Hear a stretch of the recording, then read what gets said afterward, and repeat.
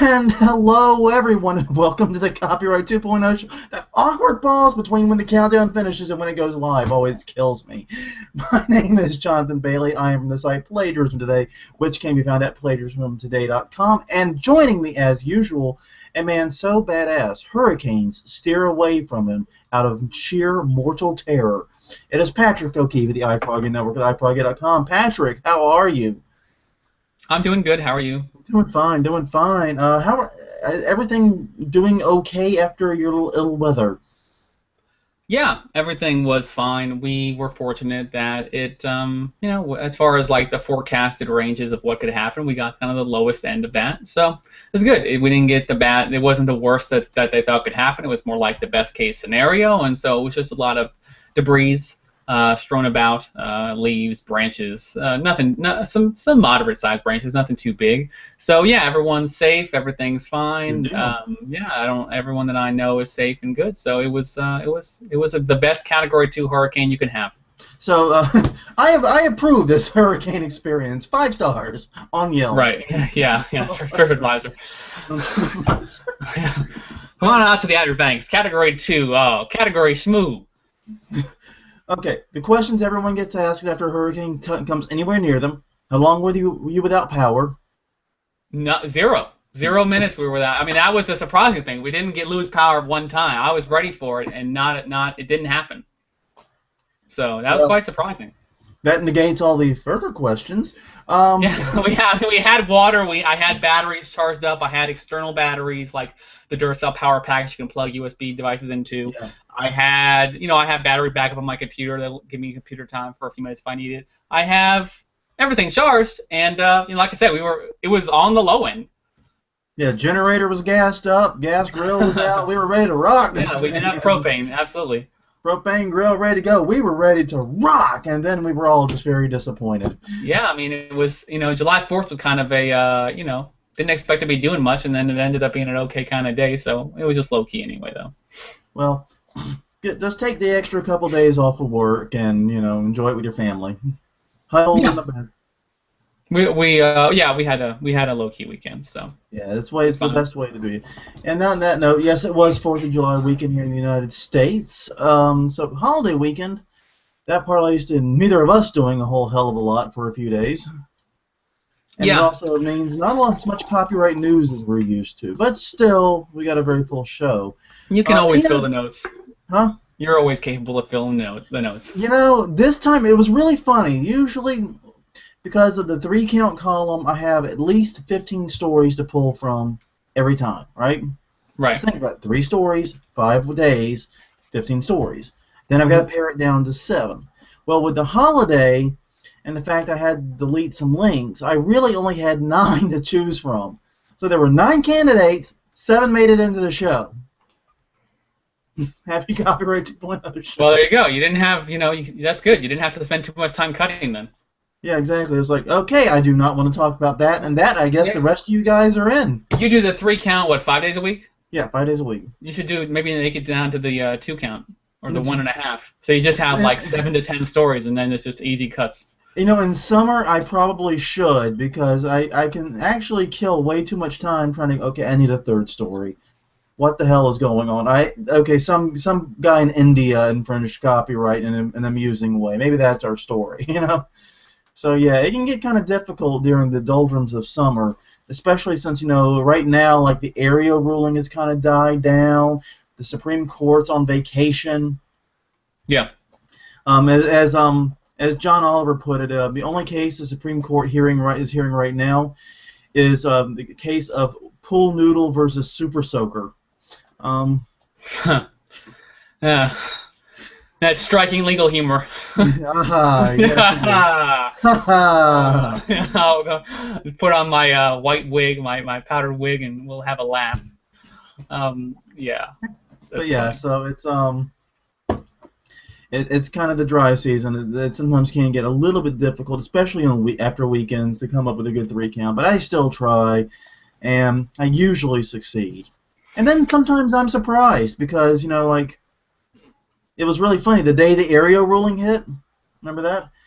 I woke up. No, no. When was No, that? no, not at all. No, Yeah. I woke up. There was no copyright news. It was a Monday. There was no copyright news, and I said, "Well, screw it. I'm gonna take a break and get on the treadmill." I Right. get on the treadmill, get a mile into my run. The AP News alert had come out on my phone, and they're running on the treadmill. Like, oh, I gotta get back to the computer. Yeah. Well, there's more important things. They can wait. Yeah. You know, let it digest a little bit. Yeah, well, at that point, it was just a news blurb anyway. So I went ahead and finished the 5K, then went and saw what people were saying. It was perfectly fine.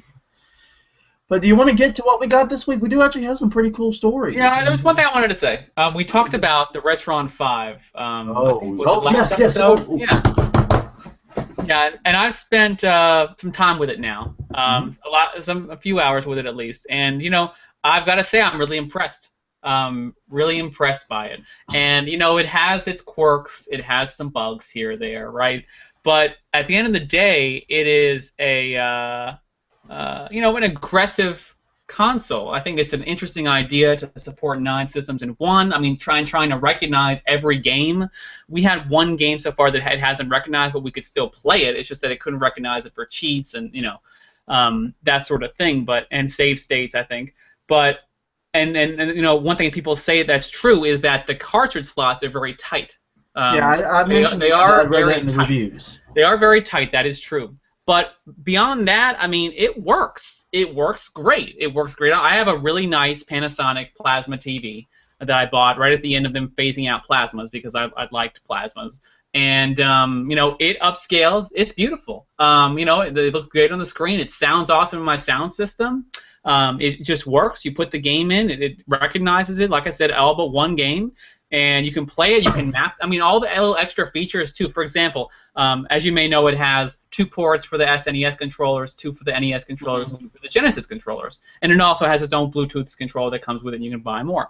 But so that's 6 controllers on the device. But you can actually use the OS on it, which I guess is Android based, to map the controllers to the right player. So, for example, you could have NES controller 1B player 1. Sega Genesis can port 1B player 2. You could have SNES controller port 2B player 3. In other words, you're not constrained to 1 or 2 players per game. You could take another controller from another console, plug it in, and with a few clicks, map that to be player 3 or player 4 or player 5 in some cases. Like, there's not enough difference between an NES controller and a Genesis controller to make it unfair, for example. Right, and you could still use it. Of course, the Genesis had more buttons, right? So that's a consideration. You lose the button, but other than that, it's and of course that doesn't really matter if you're playing an NES game. Yeah, but exactly. if you're playing it, yeah, and so I mean, it works. The save states are good. I mean, the save states, being able to save some of those old games rather than not being able to save them at all or relying on the password system is awesome. What else can I say about it? I mean, it's a lot of fun. It works well. I have no complaints as far as like anything really negative happening. Just some little quirks here and there, and the OS in it is good. I mean, it works well. It has a cheat system built in, which we played around with some random cheats in the games, and that's gone fine too. I actually, you know, what I did was I put in, you know, the Teenage Mutant Ninja Turtles on NES. Yeah. Oh, I love that game. Yeah, but it's hard as hell. Loves it, but I love it. Right. And it's a hard game, right? I mean, it's, you know, it's very hard. But I just turned the cheats on and went right through it. Oh, you son of a... I just turned all the cheats on, no damage to me. I just went right through it, rolled through it, and got right to the end and beat everything. And I was like, yeah, this is a great moment in gaming. You know, I never had the patience to beat that game. I beat a lot of games that we own, but I never had the patience to beat that one. I'm going to say this right now. One of the greatest achievements in my childhood was beating that game. Well, you should be proud. That was one of my 2 really. Let's see. I'm trying to remember. There was I beat a bunch of really tough games. I beat Batman for the NES, which everyone thought was impossible. Oh yeah, I have that one too. That's a toughie. Yep. That everyone thought that one was almost impossible. The only time I had trouble with that one was the Joker battle at the very end, and I eventually learned it. It's just a matter of patience. Zelda 2, I got to a point with Zelda 2 where I could just straight through it without any problems. Yeah, I got pretty far in Zelda 2, but I never beat it. That's one of my life's regrets.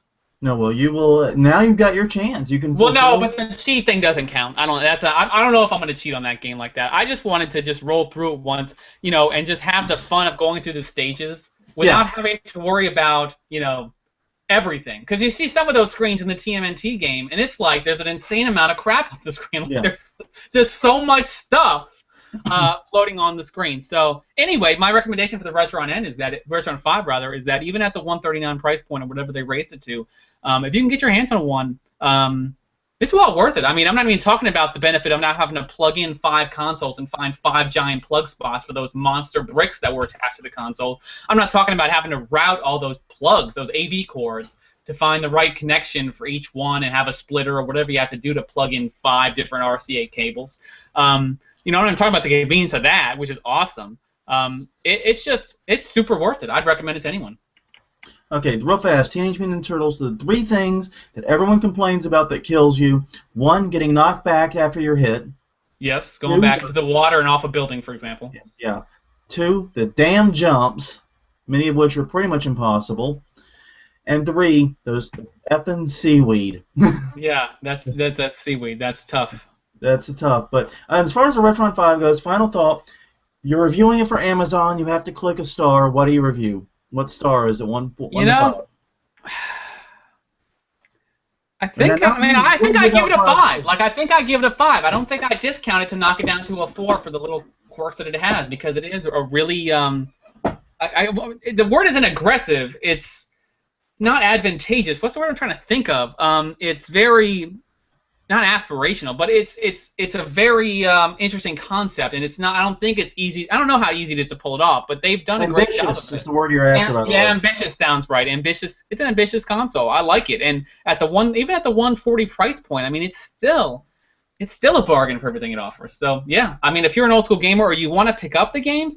If you want to play the old games, and be warned, people talk about that era like it's some golden era. Reality is those games are hard as hell, and the graphics aren't that great for most of them. So if you're a modern gamer used to playing PS3, PS4, today we're handheld. Okay, we're put on a rail and guided to beat the game. Okay, back then it was like, you're Batman, deal with it. That's life. You're Batman, tough. Okay, real fast, I looked it up on Amazon. The Retron 5 currently is priced at $189, but I think that price. That's for third-party sellers, though, right? Yeah, I think it's all good. So it'll come down.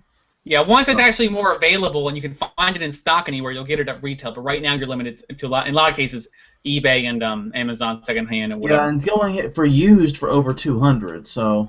Yeah, Some people are trying to cash in on the fact that they got one because it is scarce. There's a lot of people who have pre-ordered who still haven't received one.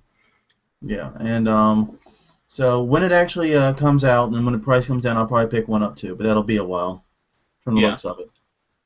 Yeah. Well, thanks for that review. That's very helpful. I mean, I know you have been a professional reviewer, mind you, of sodas. Yeah. Yeah, and so that's the emulation ROM review for this Copyright 2.0 show. Next. Oh, thank you very much. I appreciate the help. I know I found it educational. Yeah. Good. Well, on that note, are you ready to jump in and do a little bit of copyright news? I am. We could just talk about the Retron 5 all day. I would love to, but no, we got a little bit of copyright news at least. And the first story this week actually takes us back to the past, as the angry video game nerd might say. Yep. And we are looking at the Dish Network Fox case, and it's kind of a confusing case because there's actually 2 separate lawsuits between these people over the exact same thing, or roughly the same thing. Long and short of it is, sometime many moons ago, Dish Network revealed it unleashed its DVR with Hopper. And Fox suit and Hopper lets you automatically skip commercials. Basically, the commercials cease to exist in recorded shows. So Fox sued over them, saying that, hey, that's creating a derivative of our product, that's infringement. That they lost, and they attempted to get an injunction against the DVR in the lower court. They lost again in the higher court. And then it got knocked back down to the lower court where it's currently being fought out post injunction phase. Well, then Dish Network introduced Hopper with Sling, which, as you know, lets you take your DVR'd content and put it on your, stream it over the internet, get on your tablet, your phone, your whatever. Well, Fox filed a new lawsuit over that, and that lawsuit's the one we're currently talking about today. Once again, they failed to secure an injunction in the lower court, and now it moved up to the Ninth Circuit. And they heard oral arguments on it this week. And the big difference between everything else that's happened in these 2 cases up until now is between then and now, Aereo came down. And Aereo, as you'll remember, is a TV streaming service over the interwebs, DVR functionality. Mm-hmm. Fox goes, hey, wait a minute, we deserve an injunction. Supreme Court said so. Long and short of it is, we believe that this DVR with Hopper is fundamentally the exact same thing as Aereo. To which the justices, at least one of the justices, I should say, on the panel, seemed to say no. You're calling it drastically different, completely different technology. Sorry, I'll make sure I get the exact quote right. And it went on to say, the Supreme Court has all sorts of caveats in the opinion about how this was about Aereo and nothing else, and a lot of the nothing else seems pretty similar to Slingbox. Yeah. So, long and short of it is, we talked previously about Aereo and about how the Supreme Court obviously intended to be a very narrow ruling, but we wouldn't know until we saw how other courts applied it. Well, here's our first hint at how other courts may be applying it. Yeah, we talked about this last week a little bit. How people are going to, how some companies are going to test it at least, and try to use the area ruling to get things like Sling or previously ruled upon matters, or matters they were previously not sitting well with, that were kind of pit against them, and see how they can apply that ruling. One thing I find interesting here, and it seems silly to me, is they mentioned that Fox is losing viewership because that slung viewing is not being measured. Fox says nobody is measuring the Hopper service, and certainly not the gold standard Nielsen. They're not measuring it either. Not being able to quantify the losses itself irreparable harm as our opportunities for piracy of Fox programming. And I just think that line of argument is kind of silly, because Nielsen in itself only, as far as a How Stuff Works article said, only measures about 5,000 U.S. households for its statistical sample of the overall viewing habits of the 115 plus television households, television-only households in the U.S. So, that it can be measured. Most people aren't measured, technically speaking, and certainly most technology that utilizes the television in some way, cable, antenna, streaming, satellite, etc., are not measured. So I just thought that was kind of a silly thing to say, because most things aren't measured. Yeah. In that same way, anyway. And honestly, I don't put much stock in the measuring anyway, knowing how it works and having had encounters with, I don't think it was Nielsen, but other groups that do that type of measuring. Yeah. When my grandfather was old but still living on his own, they came and put one on his box, and I knew him. He watched nothing but the Weather Channel and golf. Yeah. So, just... Yeah, well, he's representative of some viewership. Some viewership, yes, I suppose, but I don't know. I always wonder about that. Golf? What was the other thing? Huh? What was the other thing besides golf? The Weather Channel. Okay, the Weather Channel and golf. Okay. He just wanted to know if it was nice enough to golf and then watch the golf. Basically. Those were the two things important in his life. Did he play golf? Yeah, he did. He did until as long in his life as he could. He did, yeah. Yeah, same for my grandfather. Okay, cool. He was he actually had he was very proud. He had it on his mantle, the one hole in one ball that he ever hit. Nice. He had it around his mantle, and he would love to tell you about it if he could have. But how he searched for hours trying to find that ball in the rough, only to find it was in the cup. Yeah, my mom is actually part of Nielsen's grocery measurement. Grocery measurement, okay? Grocery measurement? Yeah, grocery. This is a thing. Grocery? This is a thing? Hold on. It is a thing. So basically what you do is you buy your groceries, things you buy, and then you scan them with a scanner they send you. And that tells them, what people are buying grocery stores with the same statistical sample probably as the television. So, back to the day. I think you just broke my brain a little bit on that, dude. I mean, that's... Wow, I had not heard of this. This is news. Wonder what else Nielsen now does. I mean, I know they do song scan. So scan, yeah, that's right. Sound scan. They have book scan. They measure like they say 7 to 8% of U.S. retail, but I tend to believe that's a dwindling percentage of what they can measure in the bookstore, since more and more books are bought either direct or outside of their scope. They have most things. Amazon's a part of BookScan. Barnes & Noble is part of BookScan. I think Walmart is or is not. I'm not sure. They might not have been, or maybe they are now. But yeah, they measure all sorts of things. I mean, I have on their website. What we measure audience. We measure audio. We measure consumer neuroscience. That's a good one. How the hell do you measure that? Yeah, they have 5,000 representative brains that they put chips in. No, global consumer confidence, mobile music sales, online retail measurement. That's probably what the groceries falls under. Revenue management optimization, social TV, probably that second screen stuff, I bet, and television. So that's a vague kind of notion of them. But yeah, they measure as much as they possibly can because they charge a chunk of change for the access to their reports. Oh, the access to that data, I know from the advertising side of things, is expensive. So yeah. Yeah.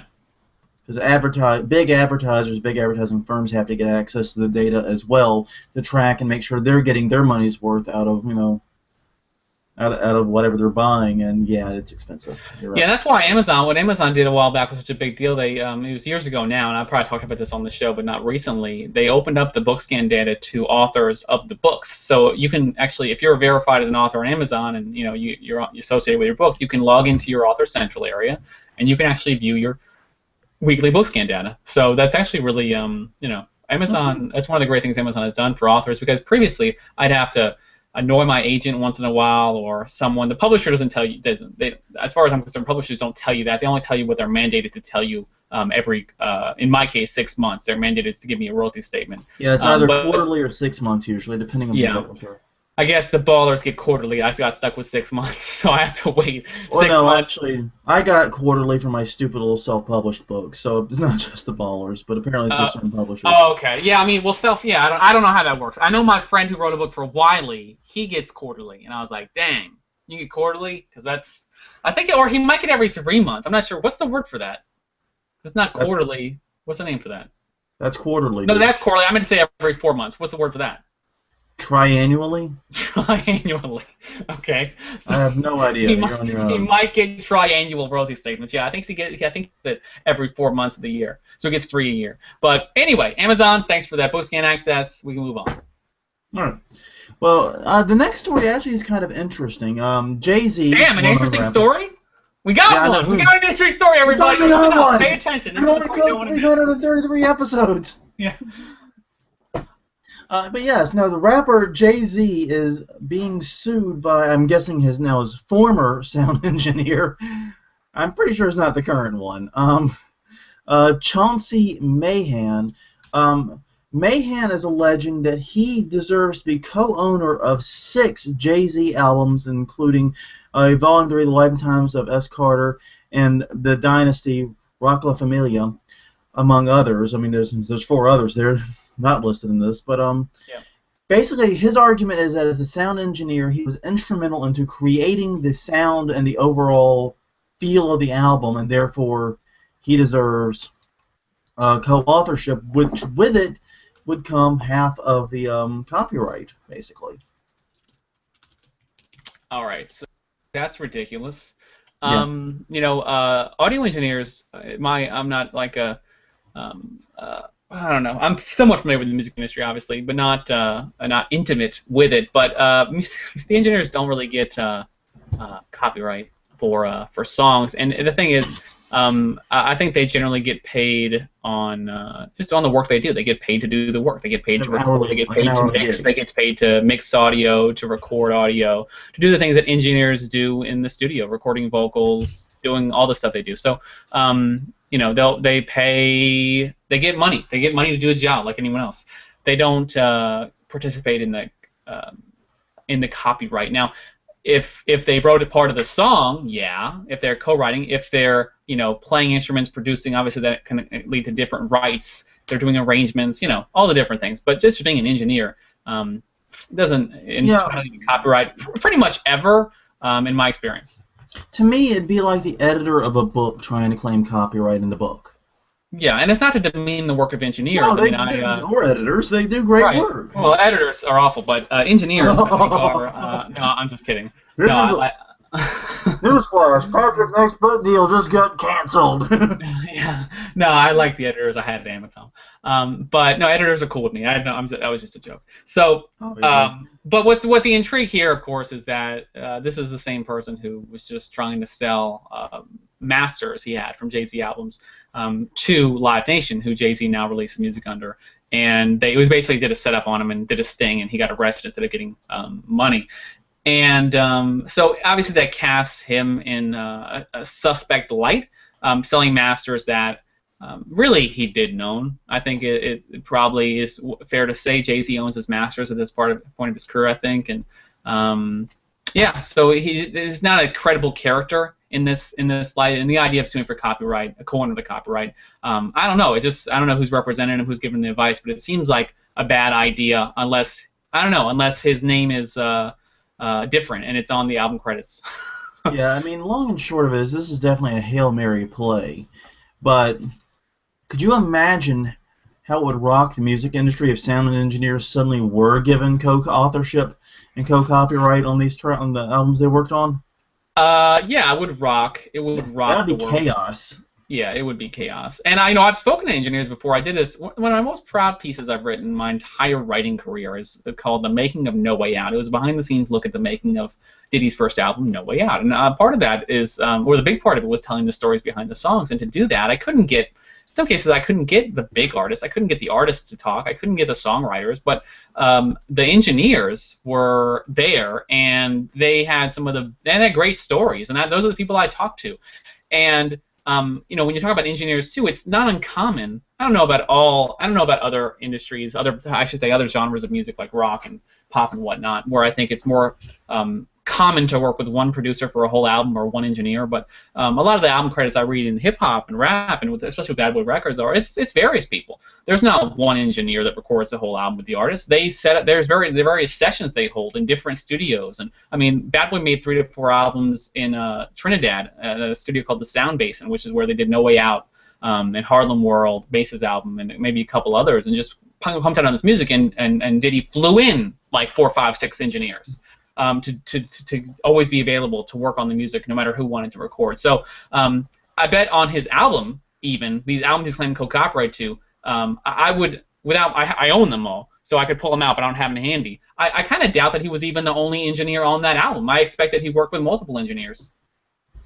That's a decent chance. Yeah, I mean, that's one of the other things too. It's like I said, usually the way it's kind of built, the sound engineer kind of comes with the studio. You know? Yeah. Yeah, and some people do like there is a person named Young Guru who is well associated with Jay-Z as an engineer, and so he's done a lot of different stuff for Jay-Z. He's engineered a lot of different music, and so I'm pretty sure even I don't know his discography on Wikipedia. There's some different stuff, but he mixed and he mixed music on this album. So I mean, some engineers do come out and be well known and are associated with artists. Like Bad Boy has its own engineers and its own studio. But you're right. I mean, unless you're some cases it's not. You don't have that situation. You just have the house engineer. So yeah. Mm-hmm, exactly. So it would definitely cause shockwaves in the industry. I don't think it's a likely play, and it's like you said. I agree with you. I think the claim comes from unclean hands, if you will. Yeah. So. Yeah, it's dubious, but it'll be a legal argument to keep an eye on, because if it does succeed, wow, would it change the music industry in ways I don't think we can predict. Well, it's that time of year again. We can pretty much set our watch by these occurrences, but the Kim.com extradition hearing has been delayed yet again. This time to February 16th, 2015, 2 days after Valentine's Day. That'd be a lovely time for the hearing, wouldn't it? Sure, why not? Why not? I don't know. I have no they reason. pushed it a couple days after, just so that people could have some time, I guess. Okay, I don't know if Kim.com's still with his wife, but he could have a nice romantic dinner with his lady companion. Yeah. Well, I'm looking at the calendar. The 14th and 15th are Saturday, Sunday, so I guess that's why it started on a Monday, 16th. Yeah, judges like their weekends. Yes, they do. Yes, they do. They also like their vacation times, their holidays, and everything else. But long and short of it is, this is not the first delay. I mean, he was arrested and his site Mega Upload was shuttered in January 2012. The very first date was supposed to be like March of that year. It was supposed to come around pretty quickly, and then got pushed back to 2013, then 2014. It was supposed to be in April 2014 this year. I think they pushed it back again to something like September or October this year. And now they said even that's not feasible, so we're pushing it all the way back to February 2015. That'd make it well after 3 years after the raid happened before the hearing takes place. I mean, I'm not sympathetic to Kim.com, but it would be very difficult for me to imagine having my life basically on pause for 3 years like this. Yeah, I mean, this is that kind of thing I brought up before, and I think when I do, you say, well, he's at fault too Well, I mean, and for he is, and delaying that's it. one of the problems. But I mean, is there so whose fault is this delay? It's unclear. They just postponed it again. A Yeah. lot of the issue centers around the evidence, which Kim.com claims has not been adequately released to him. But part of that's because he hasn't provided the passwords for the evidence, and he hasn't provided the passwords for the evidence because he doesn't want to turn it over to the U.S. government. And it's back and forth. You know what I mean? Right. So it's stuff like that. And it's like, he's not solely to blame, but there's plenty of blame to go around for the delays, basically. Excuse me. Yeah. Okay. That's what I'm seeing. So no, they didn't list specifically what caused this delay, other than it didn't seem feasible to actually have it upcoming this year, anytime this year. So maybe this will be the deadline they'll actually hit. Don't color me optimistic, though. We could just start a pool as to when we think Kim.com's hearing might actually be. That could be amusing. But, anyway. Well, if you live in Singapore, you have new copyright legislation to contend with. A new amendment to the Copyright Act in that country has passed. And as a result of it, the government now, the courts rather, I should say, has the ability to block access to infringing websites in the country. Now, previously, you could file basically like a takedown notice with the ISP, but there was really nothing to force the ISP to comply with said takedown notice, so it pretty much never happened. But now, basically, copyright holders can go to courts in Singapore, petition the court to determine that this site is infringing, and if it is, order ISPs within the nation to block access to it, though it's not clear how the blocking is to take place. So, yeah, I mean, I don't know. I just you see these kind of things, you get worried that it's going to be a case where somebody who has the money just goes to the court and says block these websites, and the people who have the websites don't have the money or don't know much about it, so they just get blocked. I don't know. Hopefully, it doesn't work out like that. But we'll talk about a case in a couple stories in India that doesn't inspire confidence. I don't think. Yeah. Yeah, indeed, and the point remains that that's coming up, and I should have put those two back to back. In hindsight, oh well, you live and learn. We can't always every once in a while. We're doing it live. We're doing it live, man. You can switch that story. There's no law, Jonathan, saying you can't switch it. You're in control here of the show notes. We're switching it live. You can move that story. Patrick. Okay, move it. That's fine. You can move that story. Boom, it's moved because we're going to talk about India. Yeah. So I'm going to talk about India now. And originally at least, 472 websites were ordered blocked. The order actually came about because of action by Sony, who was seeking to block illegal World Cup streams. Apparently they have some kind of exclusive right to stream the World Cup. But by the way, in the World Cup right now, Argentina and the Netherlands are currently scoreless at the 78th minute in the semifinal match as we are recording this show. Do not actually expect updates on me from that because I will probably forget. But what was interesting about the list... Netherlands mayor. Huh? What'd you say? I'm more interested in updates on your former mayor. Oh yeah, Ray Nagin sentenced to 10 years. Oh, God. Yeah, I don't even know it. I didn't even care. I just saw that as a news story when we were talking. Yeah, no, basically what he's referring to is our esteemed, I can't line up air quotes, Mayor Ray Nagin was sentenced today to 10 years in federal prison for bribery and corruption charges while he was in office. Most of it centering around post-Katrina contracts he handed out and received supposedly bribes and kickbacks for and things like that.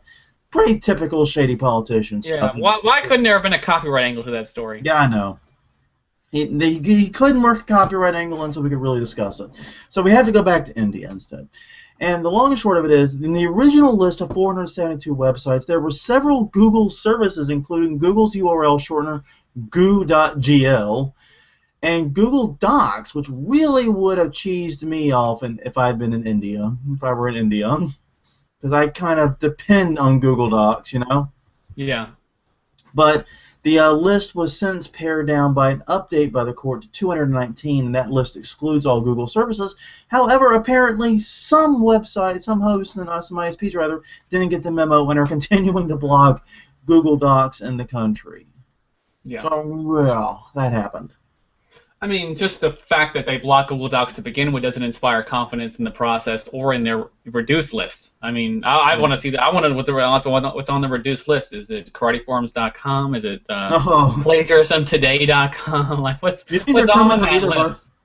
You never know. I mean, who knows? One gets on there. I mean, that's the worst. That's the worst case scenario. I think is when people using these sorts of things to, impede upon free speech and legitimate websites. I'm not saying that's what happened here, but it is kind of what happened here. You know, I mean, pull Google Docs off the internet.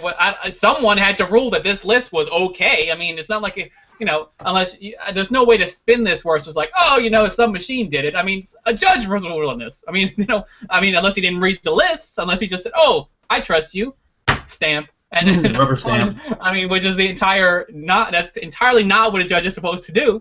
But I mean, that's what we all fear, is that some big powerful entity like Sony says, "Oh, we're Sony, so here's our good list of sites. Oh, by the way, Google Docs is on it. Okay, go ahead, pass it on, stamp." And Google Docs gets blocked in the country because India doesn't put enough thought into the list to remove Google Docs from it. But yeah. I don't know. It's definitely embarrassing. It's bad for the process. It's bad for copyright. It is bad for the process. It's bad for anything. It's bad for all parties involved, frankly. And how I halfway suspect that maybe Sony had proposed to block like a specific Google Doc. Like one Google Doc that was doing something infringing. Why you wouldn't just go to Google and get it removed, a separate issue. But they were trying to block one Google Doc, and since, as this article reports, this is done on the DNS level, meaning the entire domain or subdomain has to be blocked for it to work. So let's dive into that for a second, okay? Because we got time now. We've kind of sped through these stories.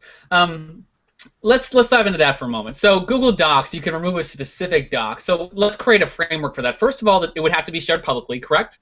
Yes. It would have to be a publicly shared thing. I mean, most likely, you're not talking about a private file. You're talking about, like, right. Dropbox. When you share a file in public, Dropbox scans it. So you're talking Google Docs, a public file. Okay. So we assume it's in public. And then number two, Google, not hard to send a DMCA notice to for that, is it? It's not hard, right? It's not particularly easy or particularly quick is the problem. Right, but it's not hard to send the notice off. I don't know how fast the Indian courts work. Maybe it's faster over there.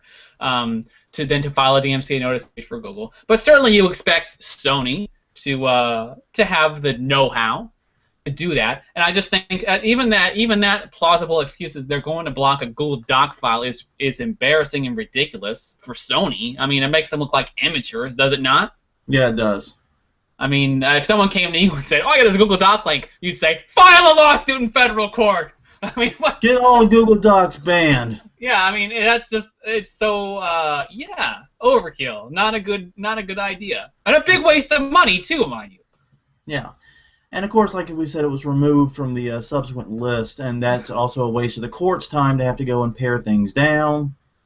Yeah, and I like this order. You saw this order in here, but it's the most all-engrossing, long word using, just see what sticks to the wall order ever, and I'll read it here quickly. Websites named in the complaint, their partners, proprietors, officers, servants. Websites, do they have servants? Servants, employees, and all others in capacity of principal or agent acting for and on their behalf, or anyone claiming through, by, or under it, the websites listed, or any other website identified by the plaintiff are restrained from in any manner hosting, streaming, broadcasting, rebroadcasting, retransmitting, exhibiting, making available for viewing and downloading, providing access to and or communicating to the public, displaying, uploading, modifying, publishing, updating, and or sharing, including to its subscribers and users, through the internet in any manner whatsoever, the plaintiff broadcast as broadcasted / contained in its channels, Sony 6, Sony 6 HD, Sony Pix HD, in relation to the 2014 FIFA World Cup matches and content related thereto, or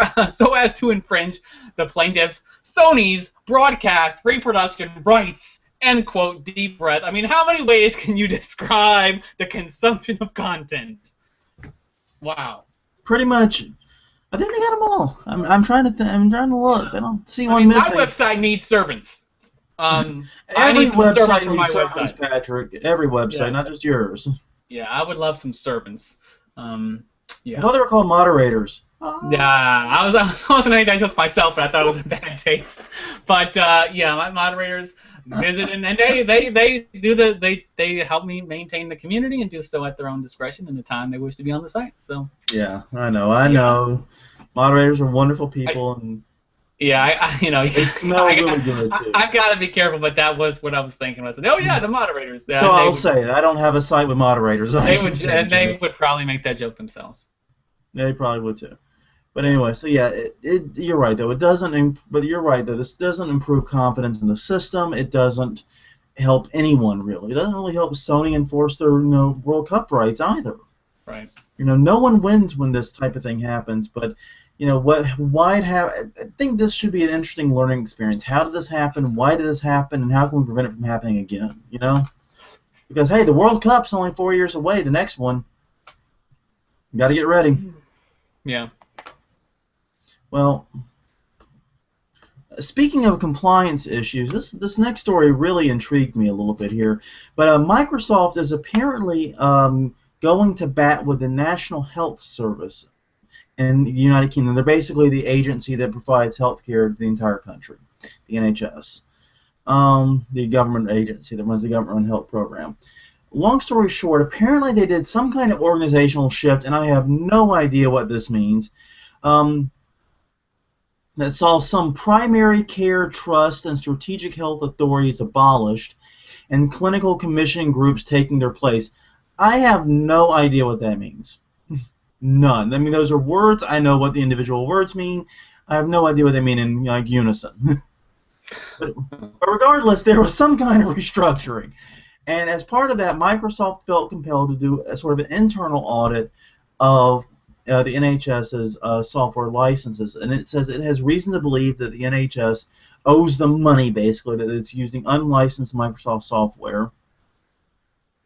And the long and short of it is, they offered up until Monday this week the ability to bring themselves up to speed and get some really, really steep discounts. Get both the government discount and some bulk discounts, and basically get nearly half off. I think is what it was. Yeah, it would be almost half off in total, depending upon the percent ranges of the software. But if they didn't, they were going to start approaching and taking other actions beginning later this month on some of the key issues. So yeah, they are apparently playing hardball. Apparently, by the way, they say the specific areas of non-compliance risk are SQL, Office, Project, Visio, and Windows products. So those are their focus areas. Pretty much everything Microsoft produces that's software. Yeah. Yeah. You are correct. So yeah, typically you don't usually hear though about Microsoft or any big software vendor going toe-to-toe like this with a big government vendor. Usually they try to find some ways to work it out. And the article speculates that if you are that type of big government vendor, it's sort of easier to ask forgiveness than seek permission, because you can typically, in June, i.e. the previous month, ink better deals with Microsoft, because that's when Microsoft's fiscal year ends. And they're always looking for that, that little bump in their fiscal year stats, which you would expect. Most companies do that. Yep. So the fact that NHS does not seem to have done this might be kind of worrisome. Or maybe they're just completely legit and Microsoft has no idea what it's talking about. Yes. Well, I don't know. It's a story of I don't really know words. either. It's just an interesting case to me because, like I said, you don't see this type of battling too often. Well, the final story really isn't much of a copyright story, but it is a sort of a warning. According to a torrent freak here, some 30,000 internet users have received emails which have been masquerading, if you will, as copyright warnings from one or more various well-known copyright enforcement law firms. But instead of having a PDF of an invoice or a PDF of the full complaint, they have attached a zip file which has a Trojan in it. So, long story short, if you get a copyright alert notice or a copyright warning that asks you to open up a zip, don't do it. Don't be stupid. But use your brain. So yeah, Yeah, but you know, you get. I mean, so it's tough because we all know that, right? We all yeah, know that. All of us too, know that, yeah, and people like us know that. But the reality of this type of thing is that it preys on people who, you know, you would think maybe at this point a lot of people know that, and a lot of people do, but not everyone. And so people see something that looks official and they get scared, or they, you know, and they open it. And I think it preys upon a certain, it preys upon fear, it preys upon a certain level of technical acumen, and so it's tough. It's like when you see the people who call up the elderly and give them some story to get a few bucks. I mean, it's tough. You're preying upon people who are too trusting or too or not sharp enough or just not experienced enough in something, one particular type of scam, to fall for it. So that's, you know, it's a shame. yeah, it is. And you know, it's like you said, this isn't you and me and our friends and our immediate family that's likely to fall for this. It's people like, you know, like my grandfather I mentioned, who was not very tech savvy. If he had Yep. had a computer, he would have been a target for this.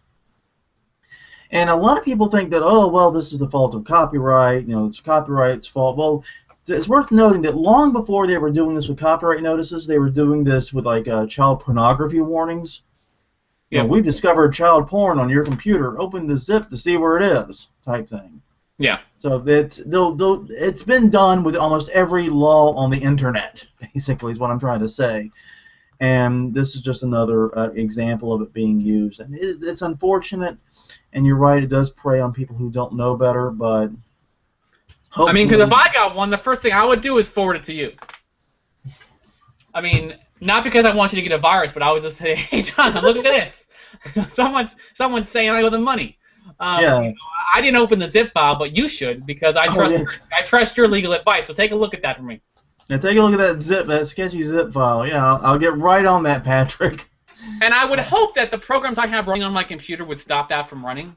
I would hope that the security I have in place would stop it from running. So I don't want to test it necessarily, but I have a program I use called Windows, not Windows. I use Windows, but it's yeah. So I do have a program I use called Windows, but I mean Malwarebytes Anti-Malware Premium is a great program that I use. I just recommended it today to someone. And if you're on What was the Windows, name of it again? I couldn't hear it. It broke up a little bit. sorry, talk a little fast. Malwarebytes Anti-Malware Okay. Premium. The premium, the free version people recommend all the time for cleaning up your computer after it gets junked up. But the premium version, what it adds is live monitoring. So since I installed this, I have not had any problem with malware whatsoever years ago. I love it so much that I have the entire family running it, all 5 computers, including my dad's work laptop, my brother's computer, my brother's laptop, and both of my business, my desktop and my laptop. Love it. It works great. It blocks things as they happen. So there'll be times when I'll visit a website, because I run forums, and so I have to visit links that other people, so to protect other people. Yeah, just like I have to visit spam blogs in my work. Yeah, so I have to do the same thing, and I have to open those links, and sometimes I'll realize I'll realize it, but also sometimes it'll just block the link. It'll just block the link that pops up or something that loads on the link, and then it'll show me what it blocked, and I can research that, look into it, and find out what's going on. But I mean, it just works while it's updated. It updates itself, and so I would hope it would block that. But that's just my recommendation. Anyone on Windows, it's $20 for premium. $20. You can get it's $25 for a 1-year subscription for 3 PCs. Is it now? 1 license gets you 3 PCs. That's different pricing than when I. I'm at the Malwarebytes site like right now. Okay, I don't trust you, so I'm looking at myself now. Oh, but you would trust that zip file that came in your... Yeah, well, no, I passed it over to you for further research. So now... No, they must have changed the pricing then since I did it, but yeah. 1 year the subscription now. I didn't have a subscription. Huh. Interesting. Maybe they grandfathered me in. Okay. Maybe. Cool. Good stuff. Or maybe they're going to hit me up in a year from when I updated to the last major version. We'll see. But either way, I recommend a great program. Get down to the point. Also, get free Slurpees at 7-Eleven on July 11th. 12-ounce Slurpees for their birthday. You can go down to 7-Eleven and get yourself a free Slurpee. Sounds You're good. welcome. Unfortunately, I do not have a 7-Eleven anywhere near me. Dang. Okay. Yeah, we do not have 7-Elevens. That's not really a... What do you have? Oh, let's see. I have a lot of local gas station chains that are big here, like Do you have any Wawa there? Huh? Wawa? You haven't Nope. heard of a Wawa? Nope. I've heard of it, but I don't have I've seen commercials for a place called Sheets. I've never been there before. No, me neither. I've not heard of that. Dang. Well, good luck with that then. Yeah, we have the big gas station chain locally is probably Brothers. See, I've There never got a gas at a 7-Eleven before. or I've gas only, station slash convenience store. okay, because I mean I've only gone there and got Slurpees a handful of times. Yeah, I mean it's gas. I don't think we have other than like little quickie mart type places. We don't have a traditional convenience store that isn't also a gas Yeah. station. Do you have Starbucks down there? Yeah, we have lots of Starbucks. We also have McDonald's and Burger King too, Patrick. You can quit acting surprised. You ever heard of the Bell of Taco? Oh boy. Oh boy. You know what is funny though? We did just finally get Hardee's. Okay. Yeah. Whoopity doo dah. There were none in the area, none close to me at least. We just got Hardee's. We'd lost, and then unfortunately we lost our local Krispy Kreme too, and now I got to go across town for Krispy Kreme. Yeah, I mean I guess that's one benefit of not living in a big area is that there's only so much calories I can eat around here. You know, I can't. I mean, there's a Dunkin' Donuts, but it's not convenient, and I don't even eat donuts anymore. Dunkin' Donuts are awesome, but I just don't. Yeah. Starbucks is the main thing that could tempt me, but I have to drive a little bit for Starbucks. It's not like near my house, so it's like a treat once in a while. Well, actually, once every week or two I allow myself a frappuccino, but and I've actually been eating the light ones recently. Speaking of light, I just saw something random since we're at the end of the show. Okay. Hansen's Natural is making Hansen's Natural Cane. Sorry, I'm going to re-say that because it's a bit of a tongue twister. Hansen's Natural Kale Cane Soda. Kale, the vegetable, soda. So, I don't know how you feel about that. Yeah. I don't know if I think I've had kale, but it's like in something. I've never sat and eaten kale. I've heard that it's not very tasty. It is healthy, though. I've heard. It's supposed to be very healthy, yes. Yes. Well, real fast, full-time just ended on the Argentina-Netherlands game, still tied 0-0, so no goal jokes coming here tonight. Anything else you want to add? No, I think that's everything. Well, on that note, everyone, thank you very much for joining us. My name is Jonathan Bailey. I am from Plagiarism Today, which can be found at plagiarismtoday.com. I'm also username Plagiarism Today at pretty much every social networking site you can think of, including some you probably can't. Yes, and I'm Patrick O'Keefe. I blog at managingcommunities.com. You can find me on Twitter, Facebook, and Google+, as well as LinkedIn as Patrick O'Keefe. On that note, everyone, thank you very much for joining us, and we will see you guys next week.